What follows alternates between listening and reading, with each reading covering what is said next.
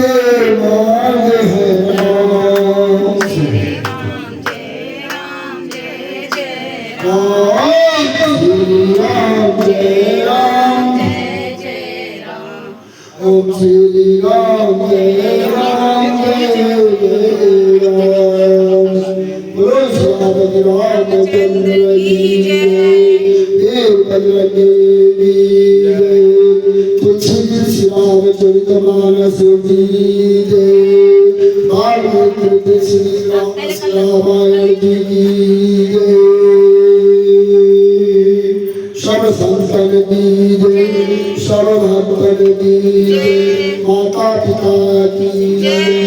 गौ माता की पृथ्वी माता की जय।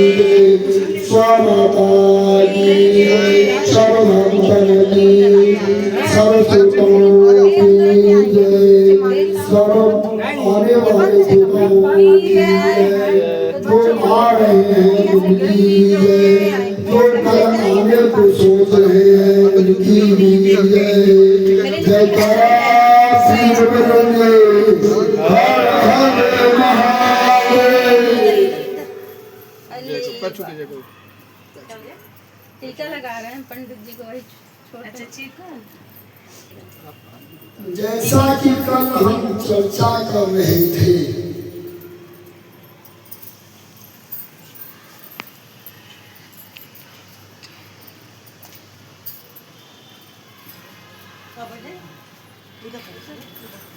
कि मर्यादा के मूल पुरुषोत्तम श्रेष्ठता और इसमें से फूल थाली में रखो। शुभता के प्रति प्रभु श्री राम जी तक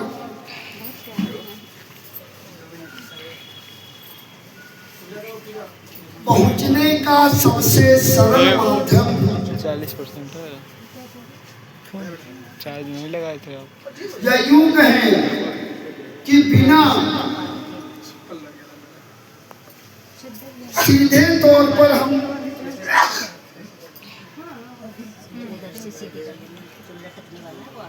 प्रभु श्री राम के चरणारविंद के अधिकारी नहीं बन सकते।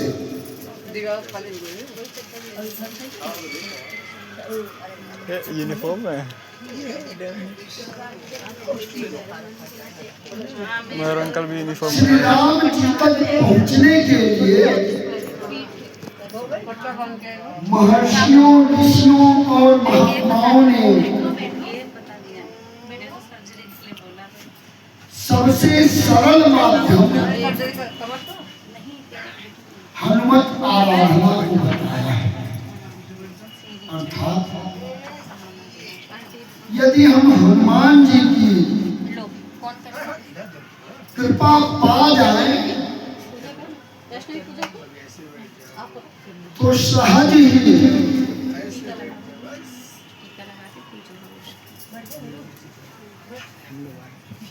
प्रभु राम की इसके बाद पकड़ लेना, मैं भी कर लूंगा।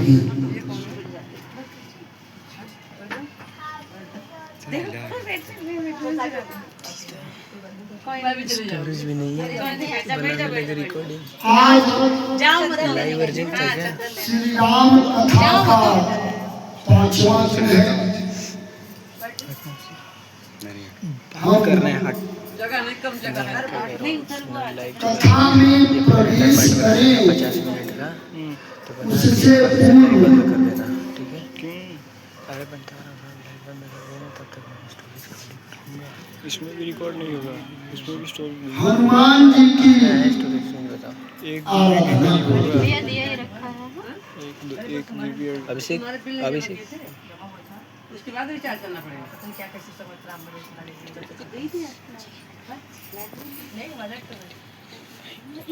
पूर्व की कथाओं पूर्व के दिनों में हमने बताया था कि हनुमान जी की आराधना के लिए हनुमान चालीसा, बजरंग बाण, हनुमानाष्टक, 2121 अध्याय हनुमान जी के 12 नाम, जमा करना पड़ेगा। वो तो जमा कर देंगे। कब जमा करें? 21 तारीख एक अपना जमा हुआ। सभी का पाठ करें तो उत्तम है ही, अठवा जमा हुआ है।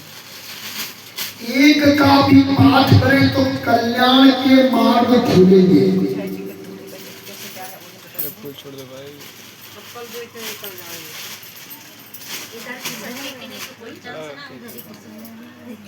क्योंकि ये माता यदि हम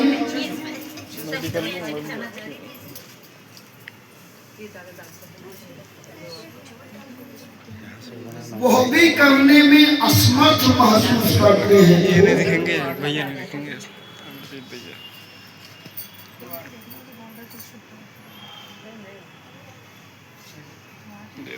रामचरितमानस मैं भी कर के लूं, पकड़ो पकड़ो। सुंदर कांड के प्रारंभ का अंतिम वर्णन मैं भी कर लूं, जब कथा सुनना ही है तो सुनो, अब ध्यान से सुनो। सुंदर कांड का प्रारंभ होता है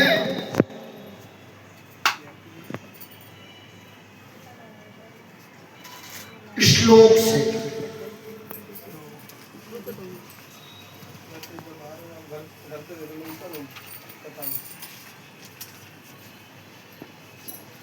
उस श्लोक का जो अंतिम श्लोक है 4 लाइन की, मात्र उसका ही पाठ रोज कर ले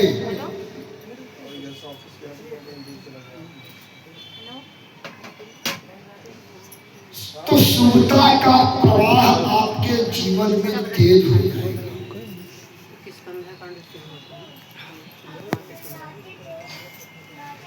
सुंदर कांड का प्रारंभ होता है शांतम शाश्वतम प्रमेयमनघम निर्वाण शांति प्रदम ब्रह्मा शंभु फणीन्द्र सेव मनीषम वेदांत वेदम विभुम रामाख्यम जगदीश्वरम सुरगुरुम माया मनुष्यम मणि वंदे हम करुणाकरम रघुवरम भूपाल चूड़ामणि नान्या यस्प्रिया सत्यम वदामि च भवान् किलात्रात्मं भक्ति प्रयच्छ रघुकुंडवामनिर्भमां कामादिदोष रहितं कुर्मानसं च अतुलित बलधामम्। आप मात्र पूरे मंत्र को कंठस्थ नहीं कर सकते, तो आगे की जो 4 लाइनें हैं जो अभी हम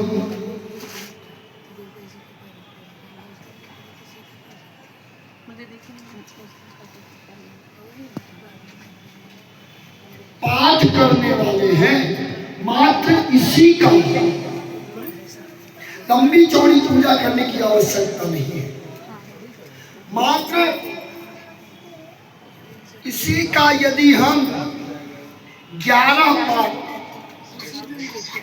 बार जाप कर रहे हैं, अभिषेक चलिए वो ना नीचे कन्नू बिछाने का घेरा ले आना। आप हनुमान जी की सीधी करना चाहते हैं ना, छोड़िए 11, 21, 108, 51, 27 छोड़ दीजिए। जितनी आपकी आयु हो, जितनी भी हो, जितनी आपकी आयु हो उससे एक ज्यादा, मान लीजिए आपकी 40 वर्ष पूरी हो गई है और 41वां चल रहा है, मतलब जो पूरा हो गया उससे ज्यादा। तो आप 41 बार सिर्फ इस मंत्र का जाप कर लें और जीवन में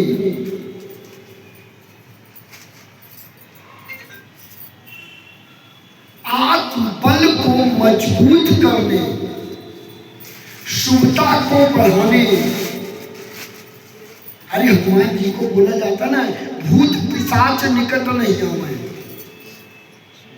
नकारात्मकता नहीं आएगी। सीधी कृपा चाहते हैं, समयाभाव है, बहुत लंबी चौड़ी पूजन विधि में प्रवेश नहीं है, पूजन विधि को करने में असमर्थ है। तो आगे की जो 4 लाइनें हैं अपनी उम्र से एक ज्यादा हर दिन पढ़ के देखिएगा। अरे ज्यादा नहीं, 7 दिन मेरे कहने से पढ़ लीजिए। अगर आपके जीवन में बदलाव नहीं आएगा तो छोड़ दीजिए। 7 दिन मात्र। ध्यान रखिए, प्रथम दिन जब आप प्रारंभ करें, यदि आपका कोई संकल्प है तो वो बोल के करें, अन्यथा पर हनुमान जी के चरणों में मात्र इतना बोलने कि प्रभु हमारे जीवन में सुख और शांति दे दो। आप देखेंगे, आप महसूस करेंगे मात्र 7 दिन में। तो श्लोक क्या है? हनुमान जी की बड़ाई है। दादा हमारे कह रहे हैं, दादा जहाँ लेकिन दादा जहाँ तो प्रणाम नहीं करेंगे। तो तुलसीदास जी ने दादा के शब्दों को मंत्रवत किया है कि ब्रह्मा जी के बेटे हैं जामुन जी, उनकी कल हमने बात किया था कि उनका अंश है। मंत्र क्या है? अतुलित बल धामम हेम शैलावदेहम। आप अतुलित बल के धाम है, पहाड़ के समान शरीर है। हे अतुलित बल धामम हेम शैलावदेहम तनुज मन कृष्णानुम। और क्या है? ज्ञानी नाम गगन्यम और सकल गुण निधानम। और गुण कोई नहीं है, सकल गुण निधानम वानराणाम अधीशम और रघुपति प्रिय भक्तम वातजातम नमामि। रघुपति प्रिय भक्तम वातजातम नमामि।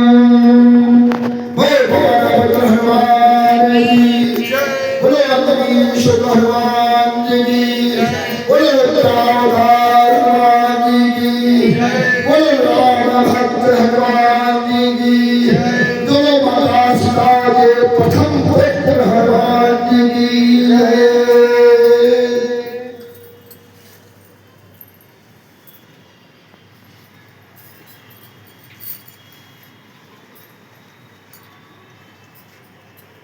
कल हम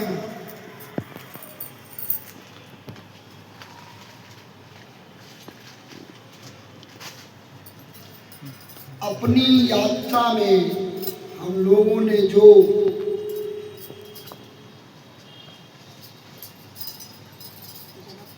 माँ गंगा, यमुना और सरस्वती के संगम से जो हमने यात्रा का प्रारंभ किया था, वह यात्रा 5वें दिन अयोध्या से होते हुए जनकपुर पहुंची थी, जहां पर मां ने मर्यादा मूर्ति ठीक नहीं लग रहा है। मातृ पितृ भक्ति उसका क्लास चल रहा होगा। गुरुता को सदैव सिर पर रखने वाले, विनम्रता के आधार, श्याम वर्ण वाले हमारे रघुनाथ को माने पहली बार देखा, जो शुद्ध बुद्ध खो बैठे।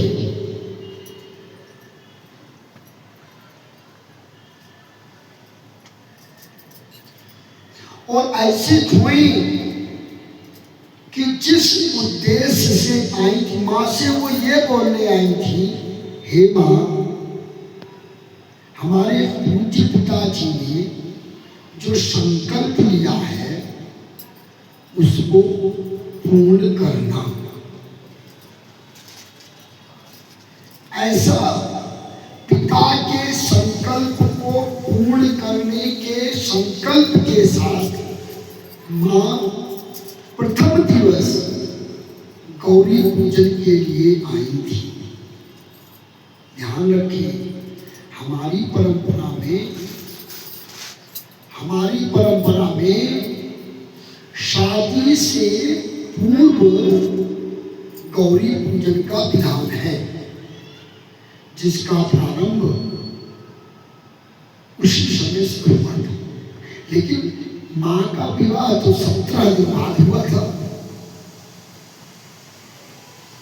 मां का विवाह 17 दिन बाद होने वाला था। इसका मतलब मां वर चुनने नहीं गई थी, या हमारे मन के अनुकूल हमारा पति हो यह चुनने नहीं गई थी।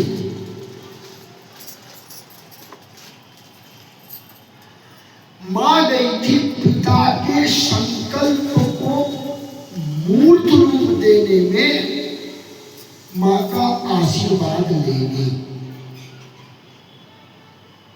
मां जनकनंदिनी वैदेही, लेकिन मां कहती है जब राम जी को देखती है तो बेसुध हो जाती है। और सखियों द्वारा अनेकानेक प्रयास के बाद मां गौरी मंदिर में जाती है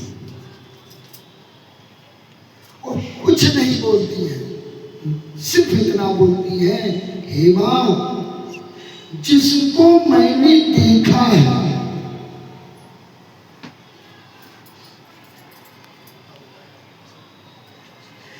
वह ही मेरा पति हो, जो मेरे मन, हृदय और मेरे संपूर्ण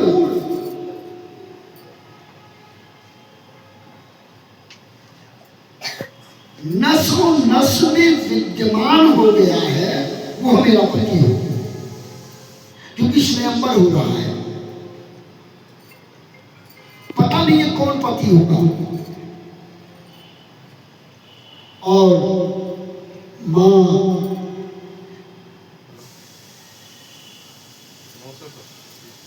गौरी उनके इस संकल्प को सुनते ही प्रसन्न होती है और उनको आशीष देती है कि जैसा तुमने मन माना है वैसा ही रहेगा। और एक पुष्प मां के हार से गिर जाता है।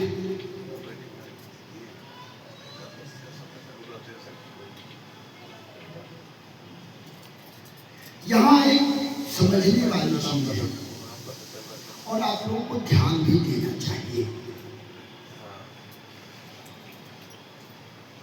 जिस संकल्प के लिए आप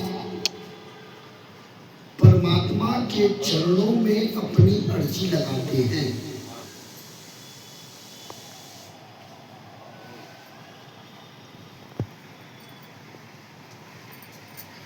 मैं किसी को यदि किसी मंदिर में आप जाते हैं और पूज्य पुजारी जी आपको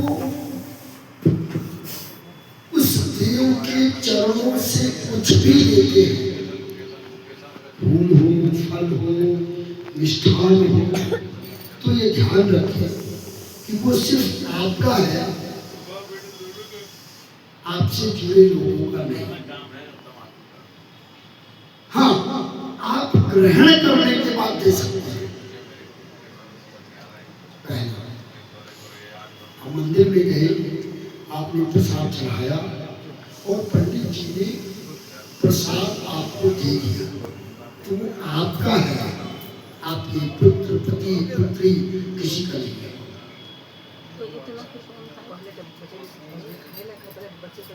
अब चूंकि आपका है तो उससे छुटका ही लेकर के ग्रहण कर ले, हाथ धो ले, यदि उपलब्धता है मुंह साफ कर ले, फिर आप प्रसाद बांटे। मतलब यह है कि जो प्रसाद आपको मिला है अपने हिस्से का पुण्य मत बांटो, संपत्ति बांट दो, धन बांट दो, शुभ बांट दो, पुण्य मत बांटो। क्योंकि यदि पुण्य बढ़ता है तो कई पीढ़ियां उससे प्रभावित होती। स्वयं ग्रहण करने के बाद बांटो। यदि पुजारी जी माँ उस देव पुंज, चाहे माँ का मंदिर हो या परमात्मा का मंदिर हो, किसी भी देव का मंदिर हो, यदि पुष्प मिलता है आपको, तो वह पुष्प प्रयास करें कि जब तक संकल्प पूर्ण ना हो या जिस संकल्प के लिए आपने परमात्मा के मंदिर में पुष्प चढ़ाया है और ब्राह्मण देवता पुजारी जी ने पुष्प दिया है, उस संकल्प के लिए जब आप घर से निकले तो वह पुष्प आपके हाथ में होना चाहिए, या पॉकेट में, बैग में, झोले में, पर्स में, कहीं भी वह पुष्प होना चाहिए। सत मान लीजिए कि वो पुष्प नहीं है, परमात्मा ही है कि आपका काम बना देंगे। माँ ने भी यही किया। जैसे व्रत रहे तो प्रसाद मिले तो मस्तक पे लगा लो, मस्तक पे लगाना भी प्रसाद है, मुंह में डालना। 9 दिन का अभी व्रत है, हम लोग लड्डू भी आता है, सब आता है, हम प्रणाम कर लेते हैं, अनादर तो नहीं किया, हमने स्वीकार किया और मन में बोलते हैं कि प्रभु मैंने संकल्प लिया है, इसलिए हम अपने अनादर नहीं कर रहे, प्रणाम कर रहे हैं। अभी जो हमारी बच्चियां जयमाल के लिए आती हैं तो पीछे गजरा वगैरह लगाती हैं, वो सुंदरता के लिए अच्छा है, लेकिन उसका मूल कारण है माँ ने जो माँ गौरी के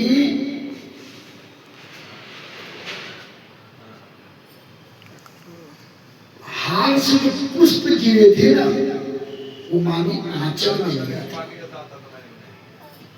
प्रणाम करते समय माँ ने आंचल में लिया था और स्वयंवर में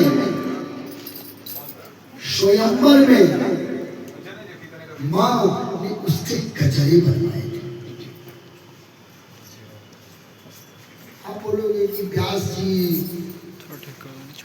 आप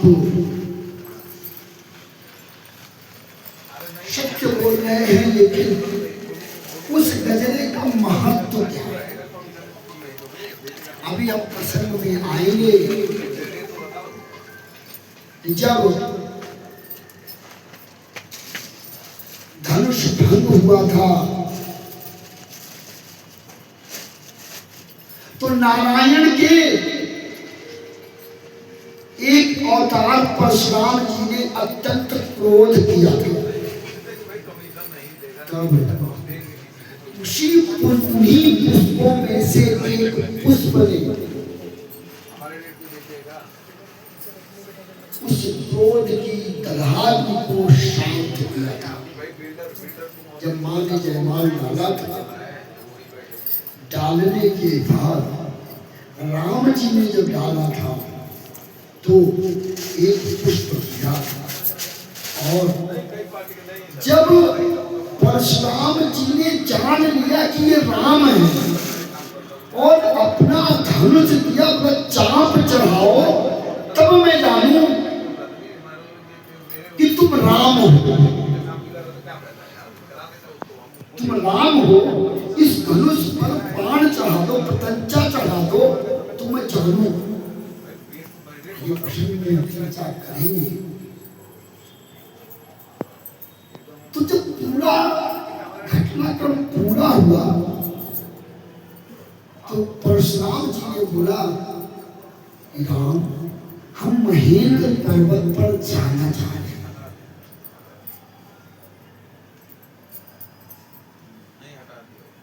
तब के लिए तो वही पुष्प प्रसाद स्वरूप परशुराम भगवान महेंद्र पर्वत पर लेके गए थे।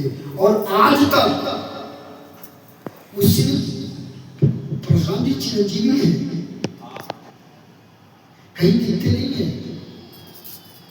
वो जो पुष्प है ना माँ का, उस पुष्प पुंज की पूजा आज लाखों वर्षों से कर अमृत को पूर्णता में लेकर के चल रहे हैं। परशुराम जी का जैसे हनुमान जी का है, मंदिर मिलेगा नहीं। हनुमान जी हर कथा में आते हैं। अश्वत्थामा, व्यास, कृपाचार्य, ये सब चिरंजीवी है। शाम सबके अपने अंश मिल जाएंगे, लेकिन यह मंदिर मिल जाएगा, यह प्रमाण मिल जाएगा कि जैसे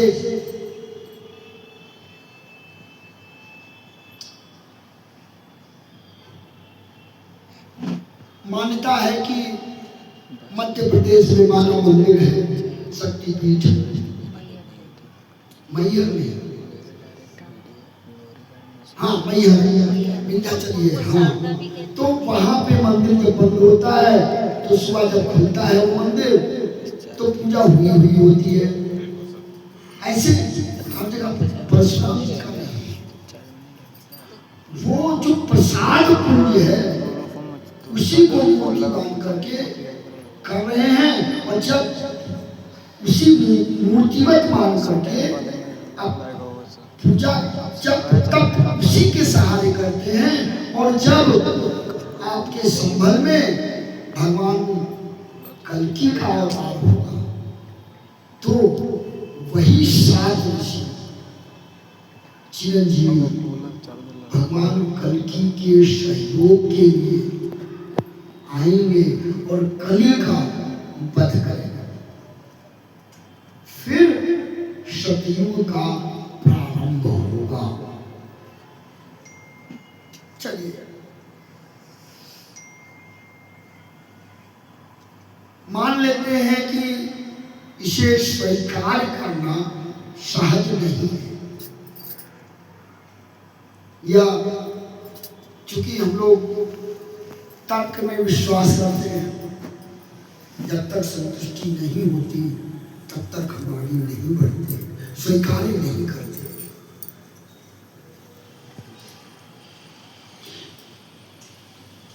इसका वर्णन मैथिली रामायण में सहजता से मिलता है। मन मान लीजिए, यह तो मान सकते हैं कि परमात्मा की इच्छा के अनुरूप हमें वह प्रसाद पुंज के रूप में पुष्प मिला है, अर्थात परमात्मा ने दिया है।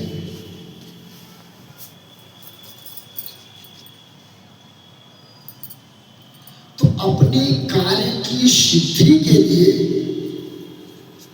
उसे अपने पास रखने में हर्ज क्या है। और आप देखेंगे जब वो आपके पास रहेगा तो आत्मबल कितना मजबूत होगा। माँ के साथ यही हुआ। गौरी पूजन करके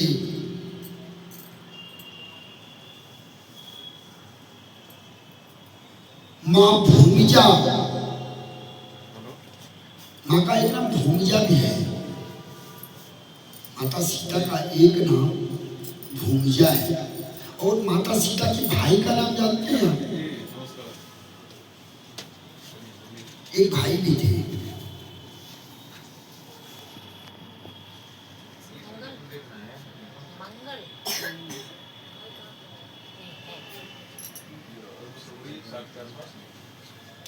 नहीं, उन्होंने तो रावण को एक तिनका उठा के दिखाया था, उसको भाई बनाया था। हाँ, सीता जी के भाई का नाम भूमिज है। भूमिज, जिनको हम गणपति की पूजा में हमेशा प्रयोग करते हैं। दुर्गा, ये भूमिज है। अब बोलोगे कि व्यास जी ऐसा क्या? अरे भाई, पृथ्वी से मेरी माँ निकली थी और पृथ्वी से ही दुर्गा निकलती, वो कोई नहीं जाती। दुर्गा कोई नहीं जाती और माँ भी कोई नहीं गई थी, स्वतः निकली थी। दुर्गा कहीं भी हो स्वतः निकलती है। हमारी मामा है वो, दो माँ उनमें होती है। एक माँ हमको प्यार करती है भैया, एक नहीं दो माँ हैं। इसीलिए उनके सहारे हम प्रथम पूज्य भगवान गणेश को मनाते हैं कि मामा दादा से बोल देना मेरा काम कर दे, दादा से बोल देना कि मेरा काम कर दे। क्योंकि जो मामा है ना, उसमें दो माँ है। कहा गया है पुत्र कपूत हो सकता है, माँ कुमाता नहीं होती। और मामा तो गड़बड़ करते हैं। दो माँ होते हैं मामा ने करा सुकनी मामा। भाई, उन्होंने गड़बड़ क्यों किया? अपने मामा हो या मामा कंस हो या इधर एटा महलपुर के साइड में मामा माहिल, हाँ, मामा माए आला उतल के उसमें आला उधर के तौर पे, इन सब ने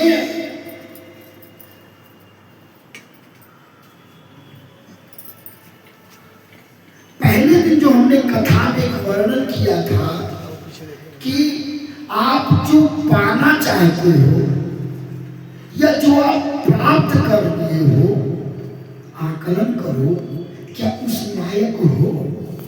हमने कथा सुनाई, एक दृष्टांत सुनाया था कि एक जंगल में एक व्यक्ति जाते हैं, बोलते हैं कि हमें अमर कर दो ऋषि का। प्रथम दिन की कथा याद करें तो कई बार जो मामा तो बन जाते हैं लेकिन मामा का ममत्व तो उनमें नहीं रहता है, तो विनाश के कारक बनते हैं। स्वयं के भी और दूसरे के भी। अरे भाई, आप चले जाइए केरल में जाइए, आप उम्मीद करेंगे शकुनी का मंदिर है। बताते तुम्हें पता है। पूरे जीवन उस व्यक्ति ने, पूरे जीवन कुरुवंश के नाश की रूपरेखा ही तैयार की है। चलो 2 मिनट में बता देते हैं, फिर कथा में प्रवेश करेंगे। क्यों किया? हम एक पक्ष जानते हैं, दूसरा पक्ष देखिए आप। दूसरा पक्ष ये है, गांधार की राजकुमारी है, समृद्ध शासन है, एक व्यक्ति अपने अमरत्व के दंभ और प्रतिज्ञा की प्रतिष्ठा से वशीभूत होकर के, प्रतिज्ञा की प्रतिष्ठा से वशीभूत होकर के गंधार पहुंचता है। बोलता है ये लड़की मेरे भाई की बेटे की वो बनेगी, बेटी बनेगी। तो गंधार नरेश कहते हैं पितामह हे भीष्म, ठीक है हम स्वीकार है। और जब धृतराष्ट्र जाते तो अंधे होते हैं।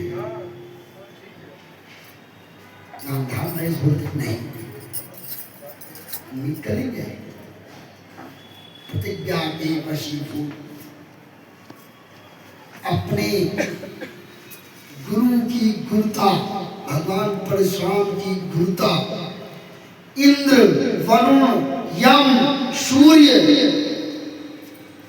आदि के दिए हुए ज्ञान के दंभ में उन्मुक्त भीष्म ने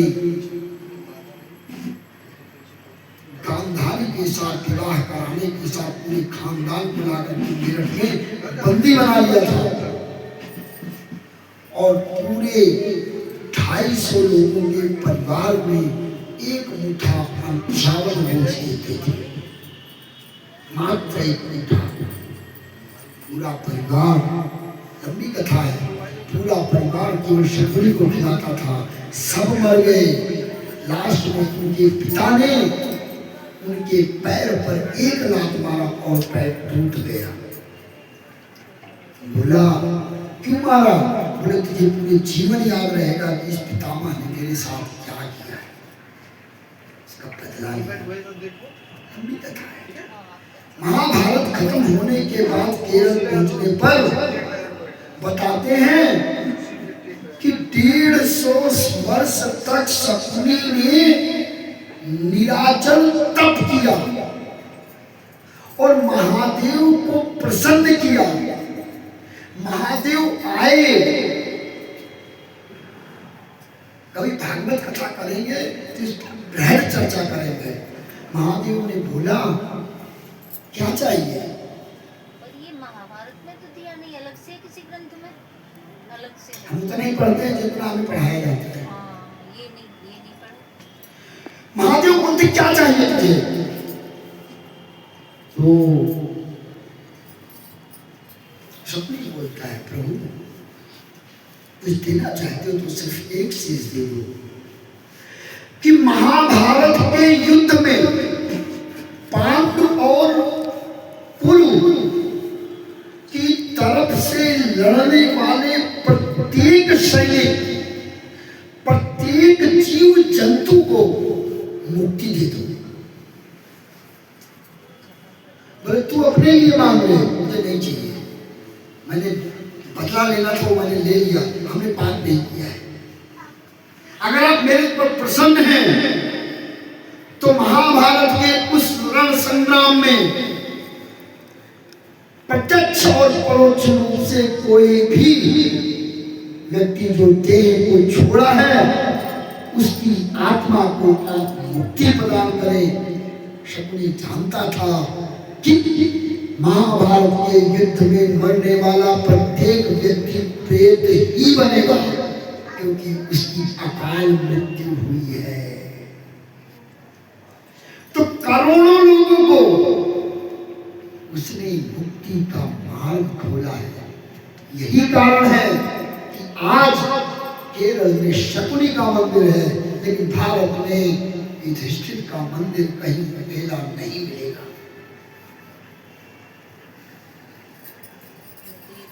शकुनी का मंदिर नहीं पता था, आपने अच्छा ज्ञान दे दिया। तो आप एक बार उपकार की चुनरी को ओढ़ के तो निकलिए। लोग क्या परमात्मा भी आपके मार्ग में फूल बिछाता हुआ दिखाई देगा। निस्वार्थ। आगे जनक जी बोलते हैं, चित्रकूट में हम चर्चा करेंगे कि प्रेम क्या है। भरत जी और राम जी के संवाद के समय बोलते प्रेम क्या भरत, तू भैया को राम को प्रेम करता है? बोले हाँ। बोले जो प्रेमी होता है ना वो कुछ चाहता नहीं है। प्रेमी की चाहत अपने प्रेमिका की मन के अनुरूप आचरण ही होती है। मेरा प्रेमी जिस स्वरूप में प्रसन्न हो वही मेरा प्रेम है, यह स्वीकार कर लो तो वो सच्चा प्रेम है। और यदि प्रेम में कुछ मांगने की इच्छा करोगे तो प्रेम नहीं समझौता होगा।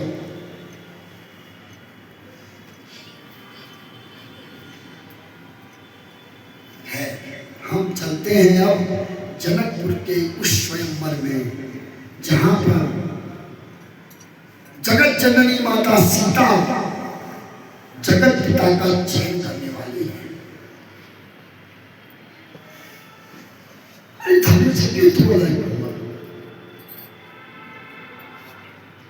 वो धनुष जिसको कोई उठा नहीं पाया, हिला नहीं पाया। मेरी माँ ने मात्र 6 वर्ष की आयु में उस धनुष को उठाकर वहां पर सफाई किया था।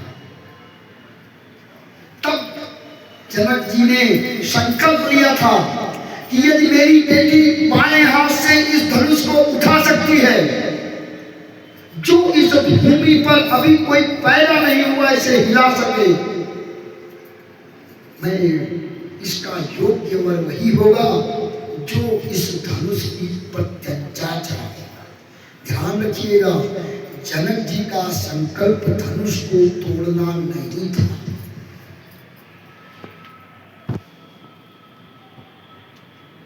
क्या था?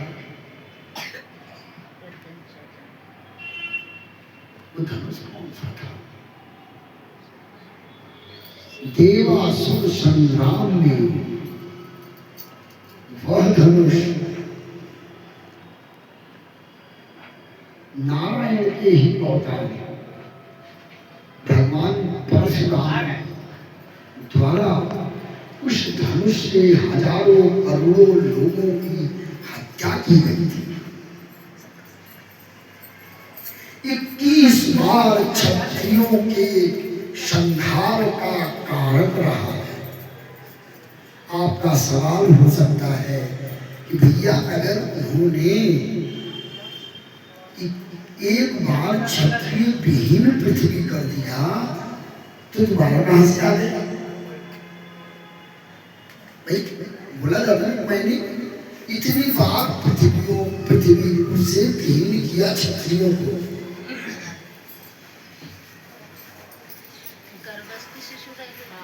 दाने होंगे उनके छोटे। तो भगवान परशुराम ने जो क्षत्रियों को मारा, तो ध्यान रखिएगा, हमारे यहाँ आज भी बोला जाता है कि तीन व्यक्ति जो होते हैं वो परमात्मा का सच्चा स्वरूप होते हैं। कौन से 3 व्यक्ति हैं जो हमारे आसपास रहते हैं? 3 व्यक्ति परमात्मा का साक्षात विग्रह माने गए हैं। कौन से हैं? तो गुरु, माता, पिता, गुरु। वो तो स्वरूप है, विग्रह की बात कर रहा हूं मैं। आपके जैसा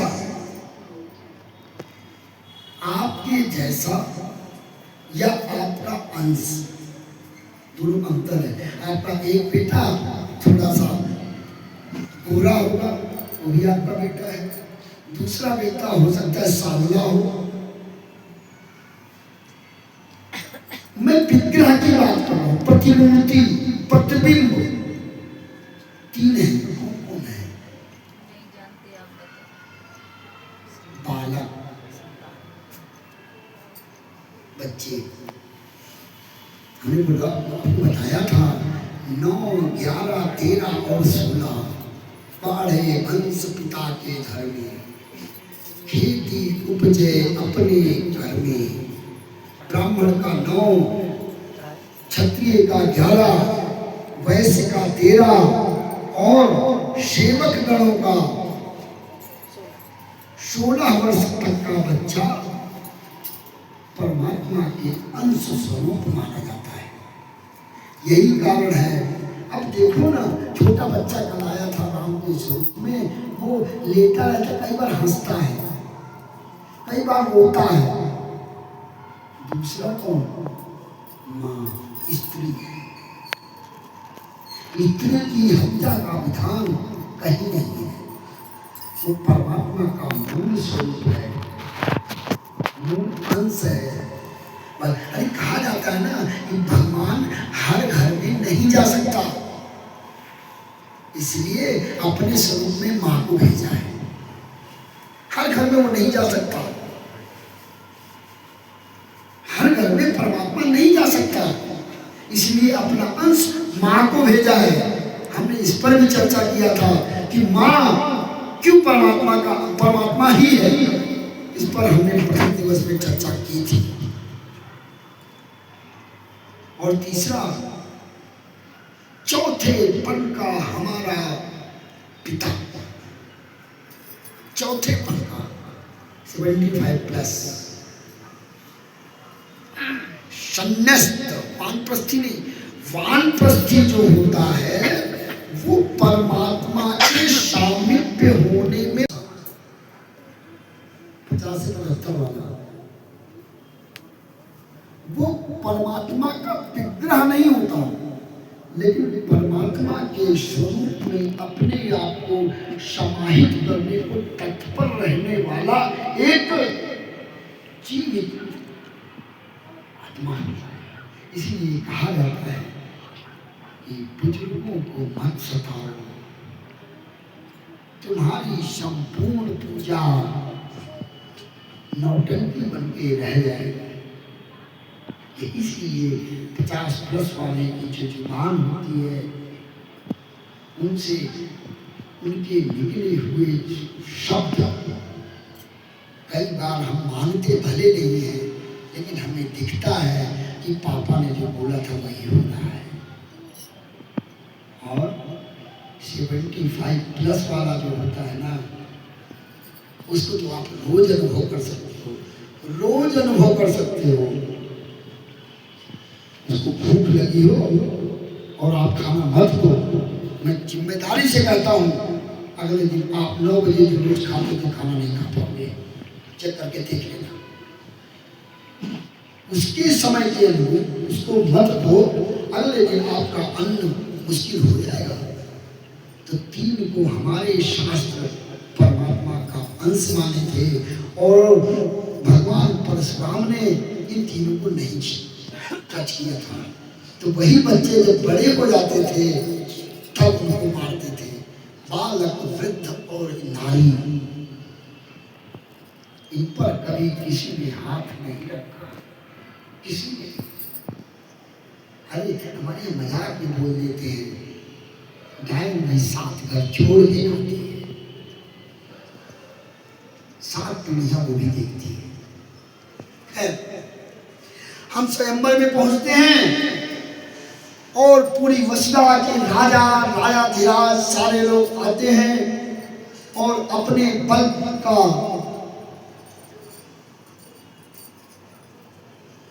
अहंकारी स्वरूप बड़ी ही उद्दंडता के साथ उस रंगमंच में प्रदर्शित करते हैं।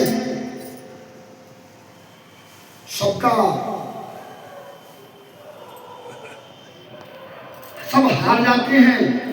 अब एक पिता की व्यथा सामने आती है। आपका सवाल होगा जो लक्ष्मण जी ने भी किया था कि जनक जी इतनी जल्दी उतावले क्यों हो गए? भाई यहाँ पे 10 लोग बैठे हुए हो, 50 लोग बैठे हुए हो, 50 में से 49 व्यक्तियों ने बोला कि मैं पानी नहीं पीऊंगा। तो आपने मान लिया कि इस सभा में बैठा हुआ कोई पानी नहीं मिलेगा। ऐसा क्यों किया जनक जी ने? क्योंकि वहां पे राम लखन बैठे थे। तो ध्यान रखिए, राम जी को बुलाया नहीं गया था और राम जी गए भी नहीं थे। राम जी के पास निमंत्रण नहीं आया था, अयोध्या में कोई निमंत्रण नहीं आया था।